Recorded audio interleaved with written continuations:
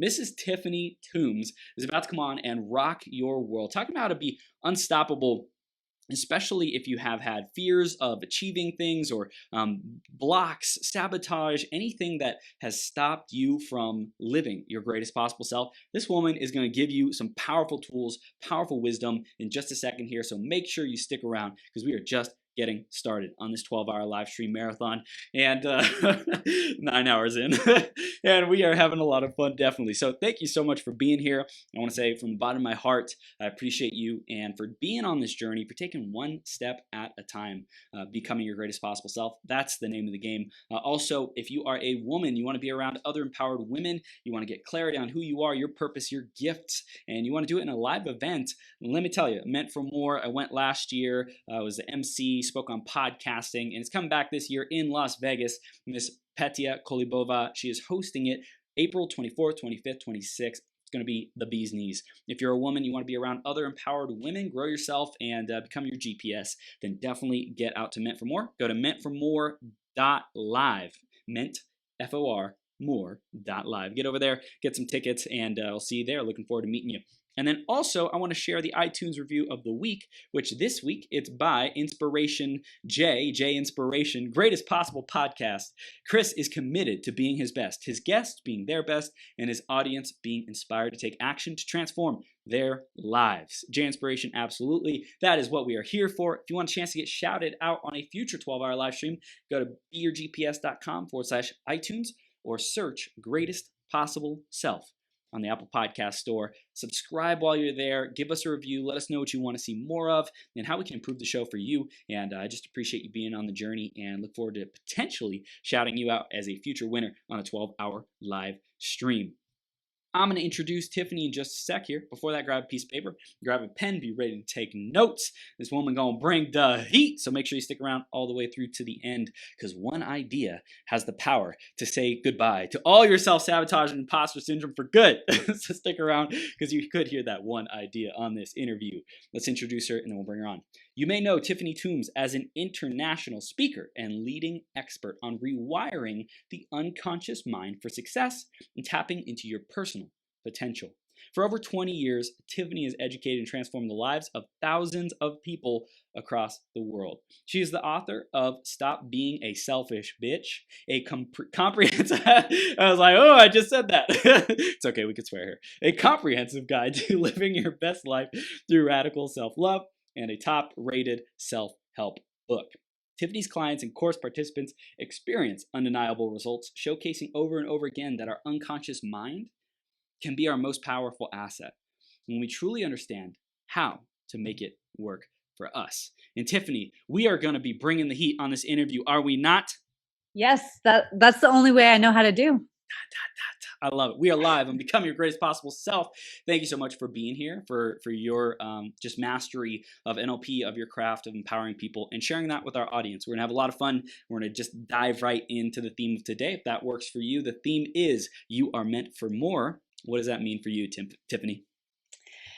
Thomas Edison has this quote, which I love to live by, and it is that if we were to do all that we were truly capable of, we would literally astound ourselves. Yeah. And it is my favorite quote because it's so true. We think that we know what we're capable of until we hit that level and we realize, we haven't even fully scratched the surface. Pedal to the metal. Yeah. So that's what I like to live my life by. Woo! Let's get astounded, peeps. Tiffany, I love it. I'm 100% with it. Let's dive into how you're serving your clients with neuro-linguistic programming, with mindset transformation. Tell us more about that. Absolutely. So NLP, it profoundly changed my life, which is how I came to recognize its power. Mm-hmm. And from there, I realized that I have this gift of kind of being able to see below the surface of what's going on for somebody. So somebody will come to me and say, oh, I have a fear of success, or I have this, or I have that. And when we scratch below the surface, it's generally something else coming up. So what I am most passionate about and what my gift is helping people see that the limiting beliefs that they're carrying around now as adults those seeds were planted in their mind between the ages of 0 and 7 in 95% of the cases, and figuring out how we can reframe those first events so that they can stop reacting to adult situations from a child mentality. Damn. I love it. I love it. I think it's the filters that we're seeing life through. It's been with people for so long that they don't even recognize that it's there, right? Like how we filter, how we, I think it's delete, distort, we generalize this information. Like there's so much information at us, like we can't possibly handle it all. And so many people are just unconscious how they are self-sabotaging themselves, how they are, running and avoiding and have these coping mechanisms that are running the background, running the show. It's such an epidemic today that just so many people are not transforming. So I love that you're bringing this to them. It's awesome. Absolutely. And I think society's kind of gone this way of, this is how I feel. And absolutely, you're entitled to your opinion. And if you're always getting offended over something, maybe stop to think that your reality is not serving you and you can change your reality. Yeah. Right? But so many people become addicted to drama that it's like, well, I'm just going to be offended over every little thing so I can feed this drama addiction. Yeah. And so many people, I think, are reliving the same circumstance or same feeling or experience over and over and over again. Like, when are you going to say that's enough? When are you going to say no freaking more? I will not tolerate that happening in my life again. Yeah, absolutely. I was working with a woman recently who was like, I saw the red flag, or I didn't even see the red flags. I just totally ignored these red flags in this relationship I got in until it was too late. And it's because we seek what we know. So just because you know that, that abusive marriage that you witnessed between your parents growing up wasn't good, you still seek that out unconsciously. Wow. I love it. Is it getting hot in here, Tiffany? It is. Like, we brought the fire early. I love it. We're lit. Okay, let's go back into your journey because I know there's even more gold there. Let's talk about being in this for 20 years. That's like a lot of time to be, really serving people, growing yourself, evolving. Tell us about the beginning of the journey. What set you on to the personal development journey?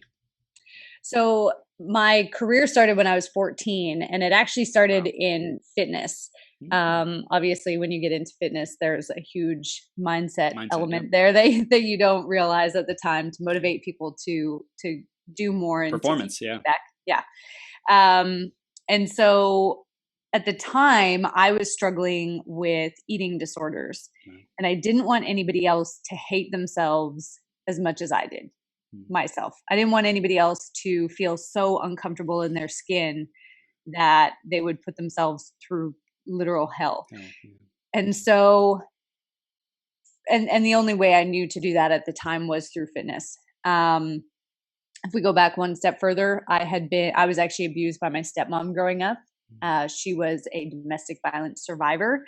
So between the ages of 3 and about 10, when I had to spend every second weekend with them, I really got to see, and I didn't realize it until a little bit later in life, but I got to see how abuse is perpetuated, how hurt people hurt people. Absolutely.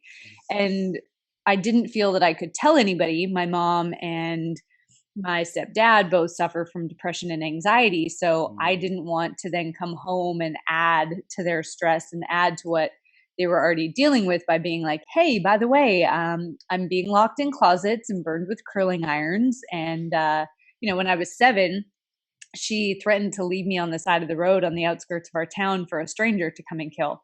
So, how do you go home and say, so I begged for my life today and that wasn't awesome. And so I just held on to this stuff for so long. And to be honest, it wasn't until my late 20s that I even realized that wasn't normal. I mean, consciously I knew it wasn't normal, but it was my normal. So I was just like, well, this is an abuse.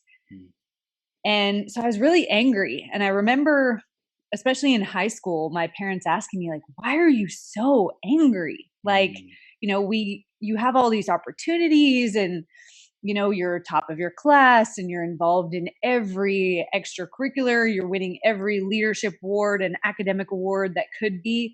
Why are you so angry?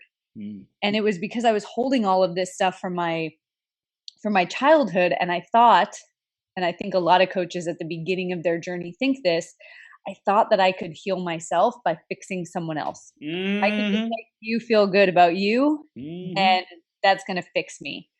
Preach it. Preach And it, sister. Oh my gosh. I learned that that was so wrong. So after about 10 or so years of doing that, I started to realize that I had to work on myself. Yep. After college, I moved to Australia. I went to travel and ended up living there for 8 years. And in that time, I was dating someone. The day I found out I was pregnant was the day I found out he had a girlfriend in another state. And Wow. then I found out that he was a compulsive liar. Australia really was like all about breaking me down. It was like 8 years of breaking down everything I thought I knew to be true about myself to rebuild. And so I ended up losing the baby in the process of everything that happened. And that really brought me to my knees, where I was standing on the corner in downtown Melbourne one day, typical like city of 5 million people, lots of cars, lots of people, lots of noise. And I saw a cab coming, and I thought, I can just end all of this with just one step. And it'll look like an accident, so nobody can be mad at me, but it'll take away this pain, because I have no idea how I'm going to get out of this. And I went to take the step, and my feet were rooted to the ground. And in that moment, I realized all of this stuff that I had been sweeping under the carpet, all of these things that I had been trying to fix in other people, I really had to look inside and deal with myself. And so that took me on my own personal healing journey and helped me really see how powerful the mind really was.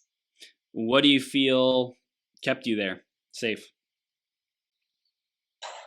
Divine intervention. I don't know. Honestly, I saw the moments of my life that were pivotal points in my pain.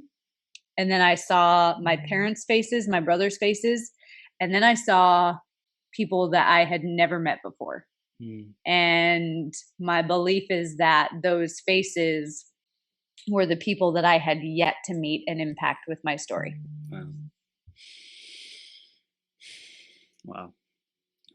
That's beautiful. Like, I think it's the flash of whatever is like truly important, right? And when my audience hears this, like, I'm so grateful for this show, because you're able to communicate like what is truly of value in those moments when we're thinking about giving everything up and letting everything go and saying screw it all, right? Because we don't know how to get through, we don't know how to deal with the pain, we don't see it. We don't see an end in sight.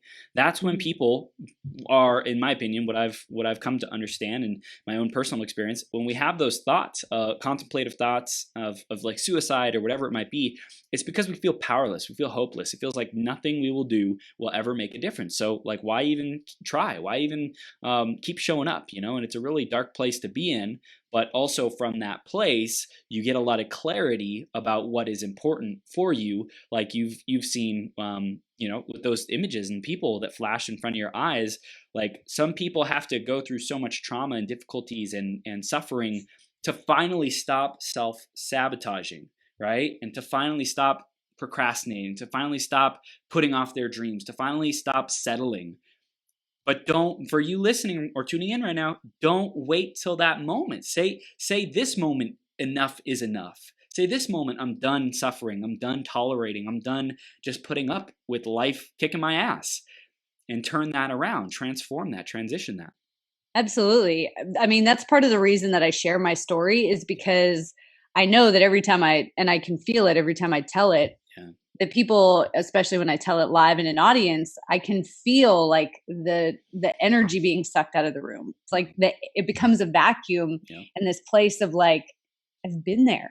And I know that pain is the greatest catalyst. So if I can make you feel the pain in my story for just a minute, so that you don't have to wait until you're standing on that corner yourself, if that's what it takes to motivate you to take action now, then I'll tell my story a million times over. But I don't ever want somebody to have to hit that rock bottom to realize that they need to pick themselves back up. Amen. Tiffany, I believe that's why we do what we do, because we've experienced that pain and we know we're here to make that difference, but not because we are not able to be with ourselves and like like, be with the emotions, whatever comes up. We're not out there trying to fix and solve people's problems because we can't like really be with the emotions that we have. We've had to do a lot of freaking work, and there's more work to do. There's always more fun, playful integration to experience, right? Yes. But I think it's beautiful where we are already at in this conversation. I want to dive into neurolinguistic programming because I think it's something a lot of people may have heard about or touched on. Let's talk about, for you, why it became an integral like tool set, skill set for you. What got you into neurolinguistic programming? So I went through a whole lot of things not to do. I did the therapy route. I did the rah-rah events route. I did the life coaches route. And they all, I mean, I learned something from all of them. Sure. It wasn't giving me the healing that I needed. What I just continually kept hearing was, you can't change the past. You can't change the past. You can't change the past. And I think that's a really terrible belief that we have as a society. Wow. Can I go back and stop that curling iron from hitting my head? No. Can I reframe how I look at that experience so that I don't take the negative emotions with me and I don't embed negative beliefs? Absolutely. And when we go back and we heal those events, it actually does change it, because I hear over and over when I tell my story, I'm so sorry that happened to you. And I'm like, I'm actually grateful for all of it. I wouldn't change a single piece of it because it brought me to stand here today. Like if even one of those moments was altered slightly, we may not be having this conversation. Wow.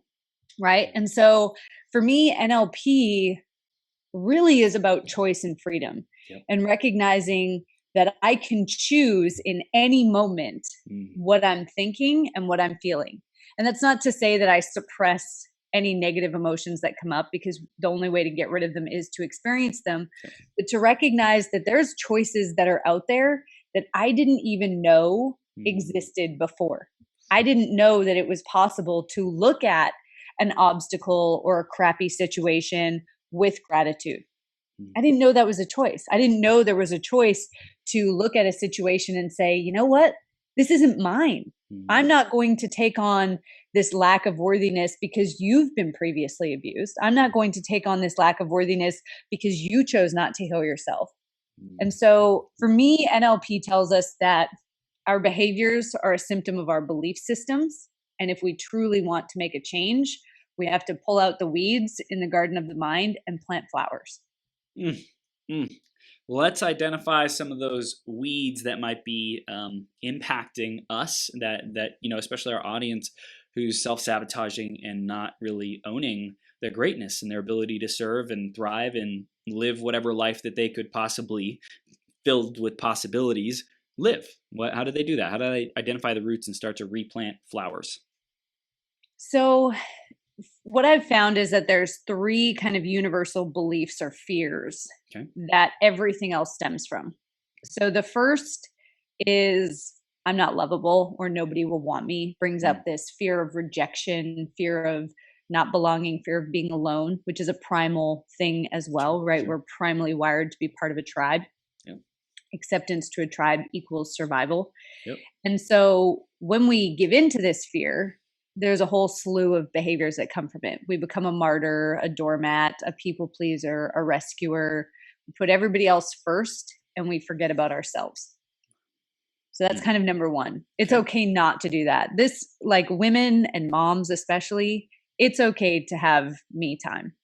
Like the best thing that you can do as a parent is to work on your stuff. The best investment you can make in your kid's future is your own personal development.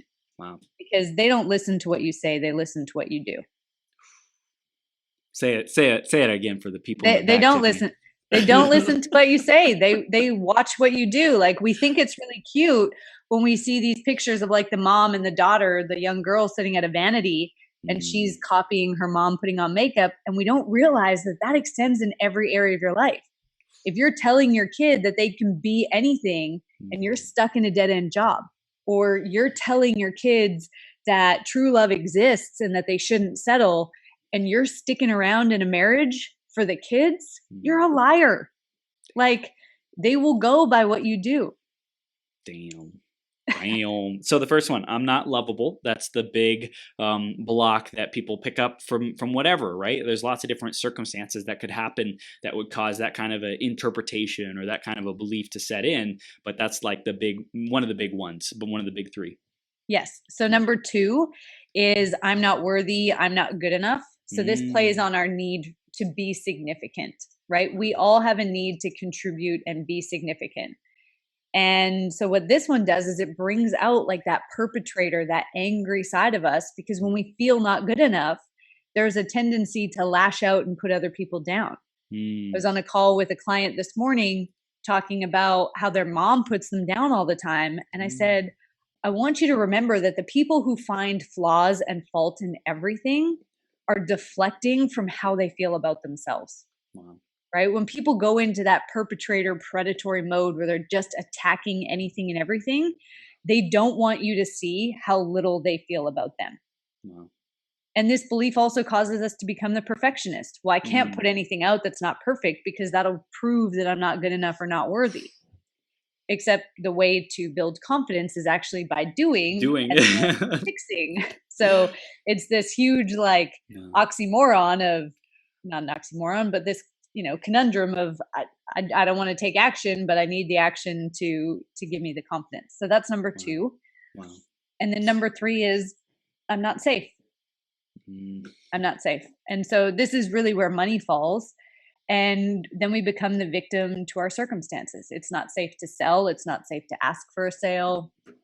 If I try, I'll fail. So then I'm not safe. We become highly critical of everybody else. We refuse to delegate. Nobody can do it as good as I can. So I have to do everything. If I want it to get done right so that I'm safe, then I have to have total control. We become control freaks who can't let go of anything because then we're not safe. As you're talking about this, instance that happened for me is I was in like a Costco, or I think it was a Sam's Club actually, and I got lost from my parents, right? And I wandered off, and the next thing I know, I'm just like getting yelled at, right? I couldn't find them, so I was afraid, like I couldn't find them. I was like, oh my gosh, where are they? Just like panicking. I don't even know how old I was, probably like 5, 6, something like that. And so they come over and they're like, oh my gosh, Chris, like what happened to you? Like they were angry, they were happy, they were relieved, they were sad, they were, like all these different emotions. But in that moment, I made it mean that I'm not safe to be on my own. I'm not safe like to just go adventure, to go explore. And what did I do wrong? Like did I do something wrong? Did I mess up or something like that? And so like while you were talking about that, I was like, okay, so I know it still comes to my mind and I still feel that energy around it. So like talking about what we were talking about is being grateful for that adventurous spirit, being grateful for how much my parents freaking love me, and I experienced such deep love in my life and people who truly cared about me. Like I am so grateful for that stuck stored emotion that I carried with me for so long that made me feel like it's dangerous to wander out. It's dangerous to do something new. It's dangerous to expose myself, or something like that. Like if I make the wrong step, like I'm in trouble. It's not safe. And I think that's really showed up in a lot of my life, Tiffany. So I'm super grateful for this. This is awesome. Yeah. And like for me, the abuse from my stepmom came when I was performing. I've always been a natural performer. And so it would be when I'd be putting on a play or a dance show that I would get abused. And so I learned, the time that I begged for my life at 7, I was putting on a dance show for my cousins. I wasn't being loud or rambunctious. I was just, the spotlight naturally fell on me. Wow. And so I learned that it wasn't safe to be me. And I started to blend in. I remember it got so bad, this like need to blend in junior high. We had maybe 500-600 kids in our school. And in junior high, we had a whole school assembly and I won a snowboarding jacket. And I had to walk up on stage and my class was seated at the back. So I had to walk the entire length of the gym with everybody watching me. And everybody else is pissed off because they didn't win this jacket. It's like a $200 jacket. Up on stage, get the jacket, and then walk all the way back by myself. And I was terrified of it. Gosh. And so like these moments in childhood, no matter how big or small, it doesn't even have to be mine was abuse. Yours was just doing what happens to literally every kid at least once in their life. They wander off, they get shiny object syndrome, right? But it's had this impact. And so we don't realize that even these like insignificant quote unquote moments in childhood can plague you for the rest of your life. I had a guy came to one of my workshops when I was living in Australia. He was in his mid 60s, early to mid 60s. And I could tell every time I asked a question, he wanted to answer, but he'd never put his hand up. So I said to him on one of the breaks, how come you're not getting involved? What do I have to do to get you to participate? Let's play ball, slugger. Yeah, come on, you're here for a reason.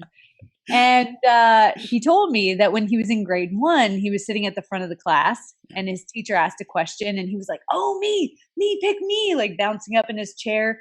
And so his teacher called on him and he answered and he got it wrong. And then his teacher belittled him in front of the entire class. So from grade 1 to mid 60s, he never put his hand up again. He never asked for the opportunity, never answered the question again. Like that's how much these small moments in childhood can really affect us for the rest of our life.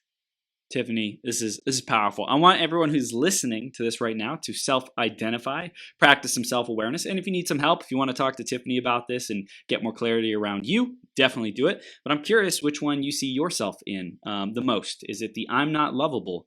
Is it the I'm not worthy? Is it the I'm not safe? Which one do you see most resonates with you? And I want to find out like what we can do about this, Tiffany, because I know there's a lot of different strategies, a lot of different things that we could do. Let's talk about what you recommend or just different methodology that you practice with neurolinguistic programming. So working one-on-one with a client, I would take them back to that first event and really rewire that event so that it kind of changes everything after that. Okay. If you're not sure what the first event is, you can ask yourself whatever belief it is, even if you don't know which of those 3 it falls under. So let's say you have I'm scared to be on stage. I don't know why.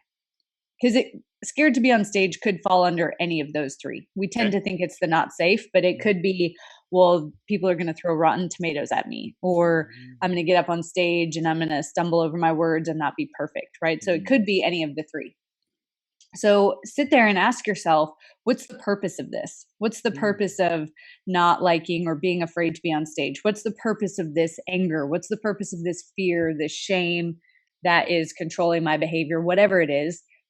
And keep asking yourself that question. What's the purpose? What's the purpose? What's the purpose? And you'll come to a point where you have this aha moment of like, there it is. That's the thing. And like you likely had, or like you had when I was talking about the 3, you'll flash back to a moment where you're like, why is that even popping into my head right now? Yep. That's the moment, right? And so ask yourself, what do I need to learn from that situation to let it go? Damn. And by the way, everyone take some time, write this in your phone, write it on a piece of freaking paper, do whatever it takes, pause this, whatever it takes. Just write this down and answer this question, because like, wow, this is the keys to the kingdom. It's so simple, but what a profound impact it will have when we actually do that and then integrate whatever it is that we are meant to learn from this. Man, gold. Tiffany, this is gold. So when we identify that, the wisdom, the golden nugget, the thing that the seed of positivity, so to speak, the positive meaning, the reason to be grateful, is it done? Is it complete forever? Is someone just completely broken through and will never experience that emotion again? So no, they'll have that emotion. So to fully heal the emotion, you have to experience it. So if you get emotional in this process, like just let it out, because the pushing it down and suppressing it is why you got to this place. So a couple things. Look at those lessons that you need to learn and figure out how you can apply those lessons to your life now. Because there's a chance that the universe, God, whoever it is you believe in, has been giving you this same lesson over and over and waiting for you to get it. Right? If you line up my ex-boyfriends, it's like I dated the same person, the face changed, and the behavior got progressively worse. But I fell for that same type. Right. Right. And after I healed myself, my type totally changed. Like my husband, had I met him 10 years ago, totally would have been in the friend zone because he was not my type. Why? Because he treats me like I am worthy. And that was not a belief I had 10 years ago. Petya says the same thing. She's like, if we would have met each other like even 5 years ago, it wouldn't have worked. Yeah, exactly. So ask yourself, like, how do I apply this information to my life now? And you may find that some of the challenges you're facing now just kind of disappear. Yeah. Then secondly, realize that your emotions exist because it's your unconscious mind's way of communicating with you. So anger tells us that we have missed, we're both predator and prey animals. Sure. So anger tells us that we've missed our prey, right? We were on the attack and we missed something. Wow. It also means that one of our boundaries has been crossed. So somebody has treated us in a way that is not in alignment with what we want and need. Wow. And so we have to set a boundary. That's where anger stems from. And if you don't set the boundary, that anger will grow into rage and resentment, and that's just never pretty. Sadness tells us that we have lost that prey again, or that we've been wounded in the hunt. And so we need to take some time for self-care and self-nurturing. We need to allow those wounds to heal. Fear is it's never meant to be a stop sign. It's meant to be a yield sign, like a proceed with caution. The amygdala, which is the fear center of our brain, it responds not just to the saber-toothed tiger running at you, which is a real threat, but perceived threats. And so because we are creatures of comfort, if we do something outside of our comfort zone, even if it's going to a different Starbucks, all of a sudden the amygdala is on high alert, like, whoa, what could possibly happen here? Right. And if we don't take a minute to go, okay, yep, I appreciate you. Fear is kind of like that 3-year-old toddler where they're asking a question. And if we just keep ignoring them, they get louder and louder and louder and louder until there's like alarm bells and sirens going off and we're paralyzed. Damn. But if you just take a minute and sit with the fear and say, okay, I see what you're telling me. I'm going to look around. I'm going to fact check my numbers and whatnot. And then I'm going to proceed. The fear will settle down. But the reason it paralyzes people is because firstly, they're bringing up times from their past, like you had mentioned. And also they're not listening to it. So the emotions are never going to go away, but they are a sign to us that we need to act on something. Wow, it's good. I love it. So it's like a indicator, like almost like this GPS that we are equipped with the brilliant state-of-the-art functions, and our emotions are here to guide us, to lead us, to pay attention to certain things, to process, to become aware, to make better choices, to adjust our behavior, to adjust the environment, to adjust whatever is causing the misalignment, and like be back in our zone of flow, right? Be back in the zone of, hey, everything's working good. I feel like I've gotten my hunt. I've gotten the prey. I'm winning. I feel safe. I feel whole and complete, and I'm not wounded. Like everything's all good. All systems go. But a lot of people just don't even listen to what is being told to us because we weren't taught that. Absolutely. We're just taught that those negative emotions make us feel gross. We've never really been taught what they mean or how to deal with them. So then we just do what everybody else does and we shove food or alcohol or drugs down our throat. We work more, exercise more, shop more, go on social media more, all these things to distract ourselves from actually feeling.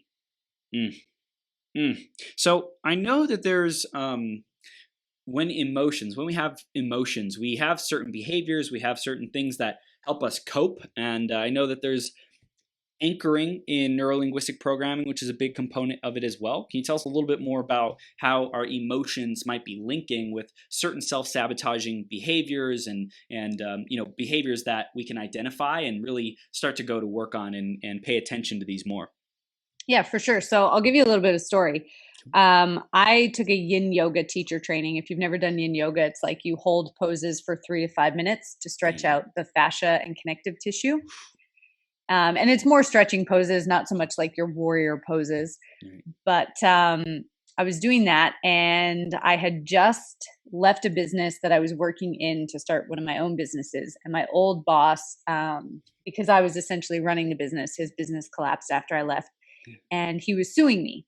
And it was the first time I had a lawsuit. And so he's suing me for like $120,000, which I did not have. That was a lot of money to me back then. And I'm like freaking out. Yeah.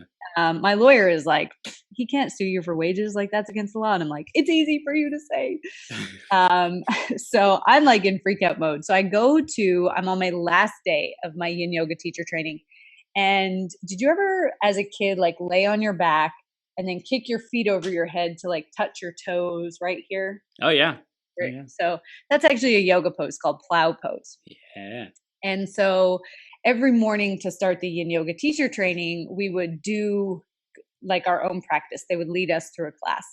And so we go into that pose, and in yin yoga, if you're flexible enough to, you drop your knees down beside your ears. So you're really like folded in half. Yeah. And it's not a great position to be in if you're claustrophobic. So hard to breathe. Like, yeah, right. Why am I here? Feels amazing down your spine. But if you have any claustrophobia, do not do that pose. So I get into that pose, and all of a sudden I start thinking about this lawsuit. Yeah. And I feel this panic coming on, trying to push it away and trying to come back to my mat. Wow. And this panic just overwhelms me. It was the first time in my life that I had a panic attack. And I'm folded like a pretzel, and I couldn't get out. I actually, my muscles started to seize up, and I got stuck in this position.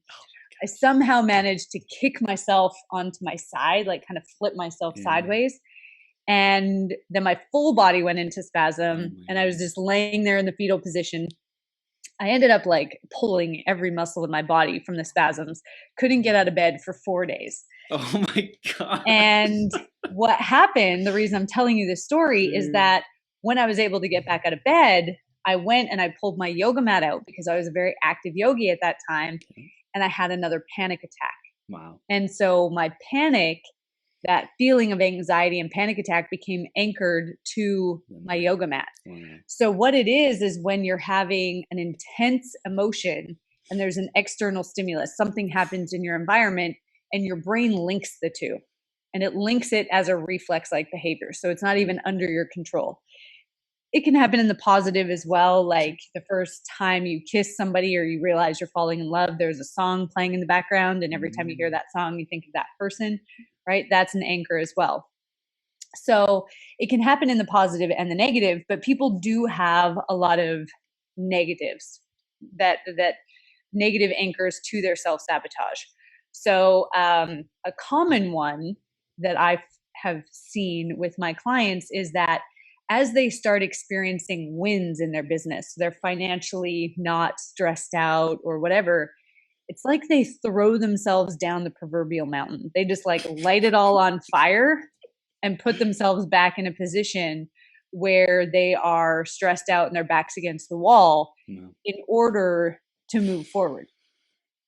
And so it's realizing, and the best way to become aware of this is to ask yourself, okay, when I've self-sabotaged in the past, what was the trigger? And ask yourself and really break it down. And I mean, this could be for negative behaviors as well. Like I get bored, I look at my fingers, I start chewing on my fingernails. Or I get bored, I see my phone, start scrolling through Facebook or TikTok or Instagram or whatever for hours. Or I get lost in YouTube cat videos, right? Like recognizing what is the trigger for the behavior that causes you to go down a pathway, and then what changes can you make to your immediate environment that will stop that from happening. So like if scrolling through social media is a challenge for you, on Google Chrome, you can install an extension that takes away the Facebook news feed. So you can still go on and post, you can see all the notifications. So if you're using it for business, you can do all those things, but you can't scroll because the news feed's gone.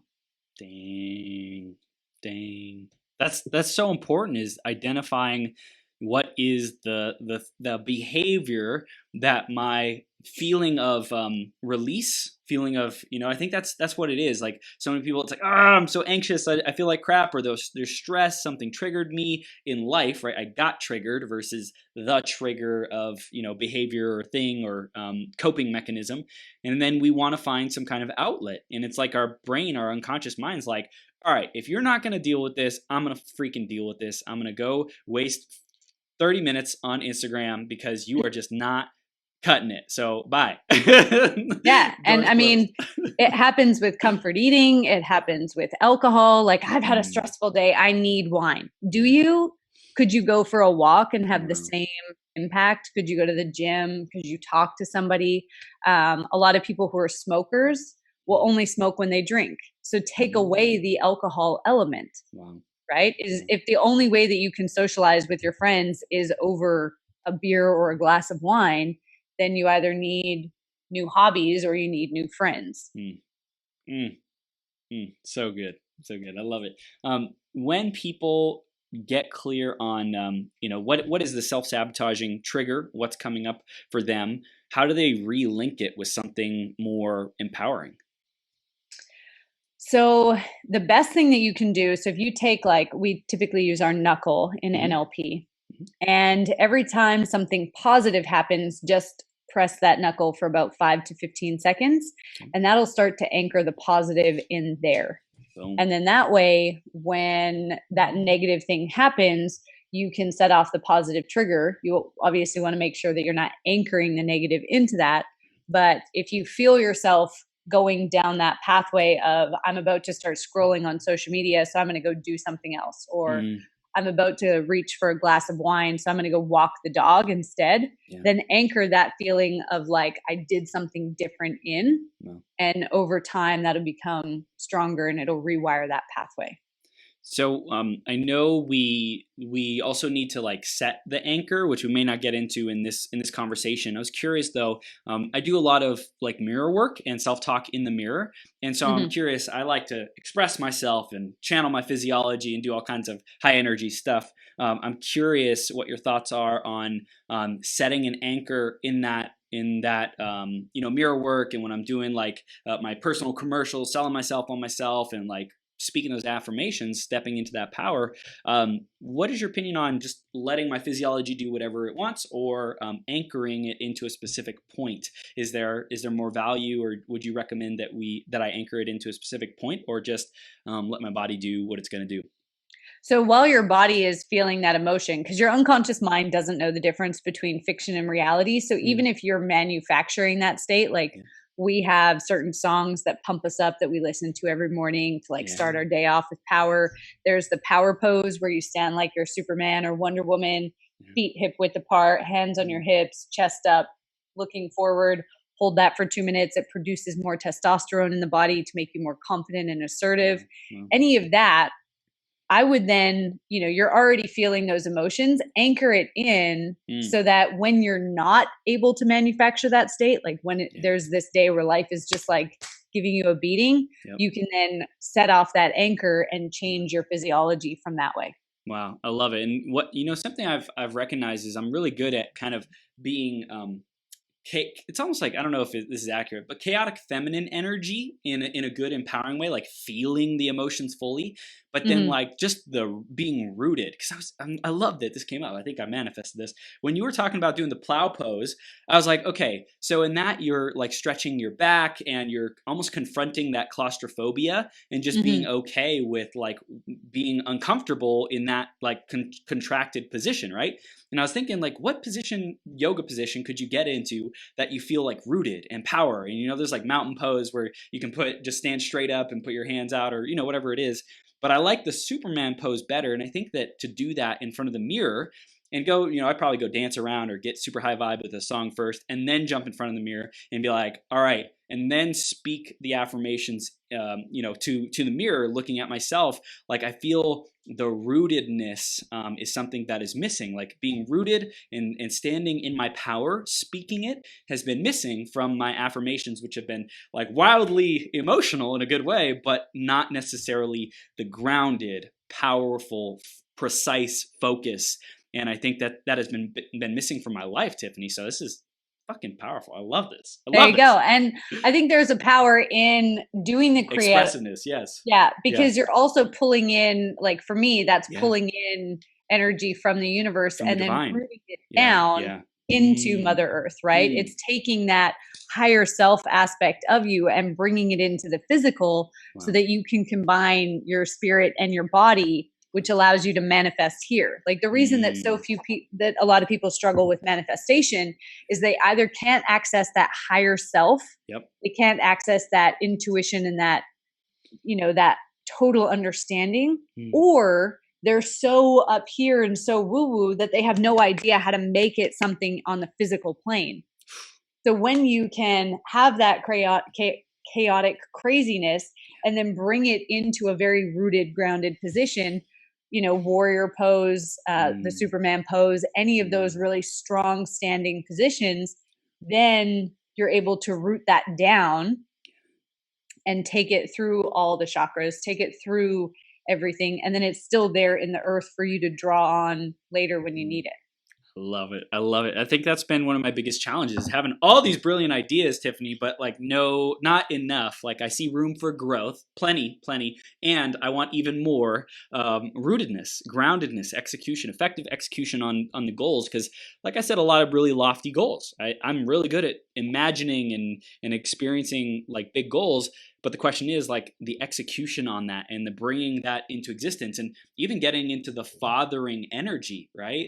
Like I'm a good nurturer, I'm a good listener, and you know I can go anyway, both ways, masculine and feminine energy. But anyways, I want to say thank you. This has been super awesome for me, and I know that there's people out there who can self-identify as well with, hey, am I just head in the clouds kind of guy and not or gal and not producing the results, or am I like super practical and getting caught up in the details and not staying connected with the vision and like feeling life moving through me?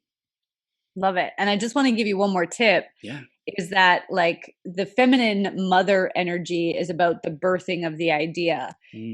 We haven't, from a global perspective, there hasn't been a lot of examples of the father in the light, the universal father in the light. But what we do know is that when the masculine steps into the light, its gift is insight into being able to see how to organize and create structure around what the female has birthed or the feminine has birthed. Wow. So it's, you know, it's the dad that has 3 children and says, you each have vastly different personalities. And so I'm not going to create a blanket set of rules. It's going to be, here's how I bring out your superpower and what's best in you. And here's what's best for you. And here's what's best for you. So that masculine energy in the light is about having the insight to take what has been birthed, to take that idea and the creation in early forms and say, here's the insight to the structure that needs to be created to organize things more effectively. Damn. Okay, so this is so powerful because in the self-sabotaging we'll also see, hey, what am I getting? What are my results? What is my current reality that I am creating based on my thoughts and my emotions and my behaviors? So this is like super insightful for people to know, hey, which energy is blocked? Which energy am I being dominated by, or which one is like trying to run the show or whatever it might be? This is super great, Tiffany. I'm curious, like, you have all these different modalities that you pull from in yoga, talking about masculine, feminine, neurolinguistic programming. Tell me a little bit more about why for you it was important to bring these different skill sets together to be able to serve your clients. I think it just kind of happened I mean, there's no such thing as coincidence. For me, it felt very random in that I have always been rooted in the science. I'm a very science brain, and yet Australia in particular really brought out my spiritual side. It brought out this side of me, and I think spirituality is a little bit more open down there. You know, there's pockets of it, but and maybe it was because I wasn't around my friends and family who had the very like conservative mindsets. I'm from like a small country town where, you know, it's a cowboy mentality. So maybe it was because that I wasn't around that and I was free to experiment who I was. Yeah. But I was heavy into acro yoga. I was heavy into horse yoga and horse meditations and using horses as an intuitive guide to your healing. And so all the universe just kind of delivered me all these different modalities at the right time. And I saw the science behind all of it. Mm. And because I am so science rooted, I feel like my gift is being able to bring the science and the spiritual together so that I can impact more people, because we are still a very science based culture. And I've done so many talks where I'll go into a business and I'll talk and I'll open the door to spirituality through science. So because I can back everything I say up with science that I've either done or, studies that have been done by other people, people are more open to what I have to say. And I've had people come to me and they're like, we had somebody come last month and they were so woo woo and like fluffy that I was just like, is this talk over? And then you came in and basically said the same thing as them, but you framed it up under science instead of spirituality. And I'm in. And so I think that's really my gift, is that the universe kind of delivered all these things to me in different ways. But for me, they all fit together. Yeah. I realize they're super random, but to me, they all fit together because it's just another tool to help somebody step into their power. Yeah, and that integration, that healing that occurs when we start to see the different perspectives and not be conflicted by them, right? To say, oh, if I see things in a spiritual way, then the science can't be real, or if I see things in a scientific way, oh, then the spirituality can't be real. It's like, no, actually the deepest truths, they come together, and we're able to see the whole complete picture. And then that also includes all the tools and modalities that we pick up along the way and skill sets to be able to back that up, and the evidence in our own life experience says, you're right, this is true because I've experienced it, because I've lived it. And so now I get to come from that experience and create even more. Yeah. And I mean, if we look at Eastern cultures, there's thousands of years of studies and proof to show that there is so many ways that we don't even know to heal ourselves and to find the answers that we're seeking. We just have to be willing to step into it.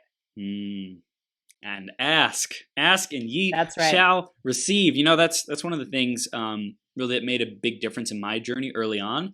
Is I was like I want to find an answer. Show me an answer. And I think a lot of people, there's a number of people out there who are suffering, who are dealing with traumas, who are dealing with self-sabotage, who have challenges and blocks, and they might be pretending like they want to find a solution, but are they actually committed and willing to do what it takes and to wholeheartedly ask for that solution? And so I think, for everyone who's listening, in your heart, in your mind, in your soul, in your being, truly ask, universe, God, source, creator, whatever it is, show me the answer. Show me the next step. Show me the person like Tiffany who can help me get to where I want to go, who can help me break through whatever blocks I'm experiencing, because you deserve to find the solution. The solution is out there. You don't have to continue suffering with whatever your current reality is that you might feel powerless or hopeless or, just depressed around. You can change it. You can create a different reality. You can shift into whatever you want. And when you ask the question, be willing, firstly, to receive it, be open to it, and be willing that it's not going to show up in the box that you want it to. I think so often the universe does deliver the answer, but we're like, no, that couldn't possibly be it. That's not in alignment with what I think I want, right? It'll show up as hard work or something else. Yep. Thomas Edison has another quote that opportunity often shows up in overalls disguised as work. And so people miss it. I totally butchered that, but it's, it's something like that. And so if you ask the question, be willing to sit in silence or solitude or whatever you need to receive the answer, and then be willing to see it when it comes, regardless of the form that it comes in. Yeah. I like to say, universe, God, source, creator, whatever it is, humble me enough to be able to receive this. Cause sometimes I just am being a dumbass. Show me how to listen. Show me how to receive. Sometimes I suck. Yeah. We've all been there. I love it. Tiffany, this has been a blast. I know there's so much more that we could get into as well. But this is just the tip of the iceberg so that people can get to know you. And I'm sure there's people who want to get to know you more, who want to stay connected, who want to find out more about how they can transform their own life, their own beliefs, their own reality with you. How do they do that? What are their next steps? So you can connect with me. Probably the easiest way is through my Facebook group. If you go to www.successsecretsgroup.com, that'll redirect you to our group. I do live trainings in there every single day on mindset. You'll be able to find me from there. If you just look up Tiffany Toombs, you'll find me as well. And for anybody listening, I would love to offer a 30-minute session with me so that we can clear out the biggest limiting belief or mental block that you have right now so that you can make sure 2020 is the year that you want it to be.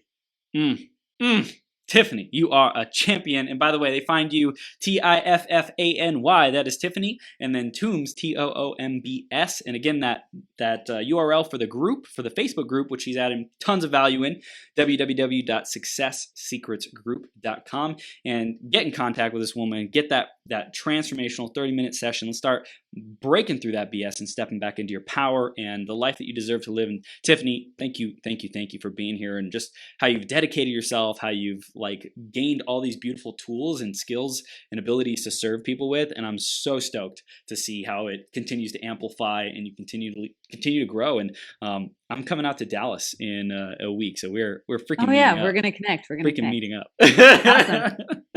Awesome. I appreciate you. Thank you so much for being here, and keep freaking shining, girl. You're so radiant. Thank you. Looking forward to meeting you. Have a great rest of your day. Okay. You too.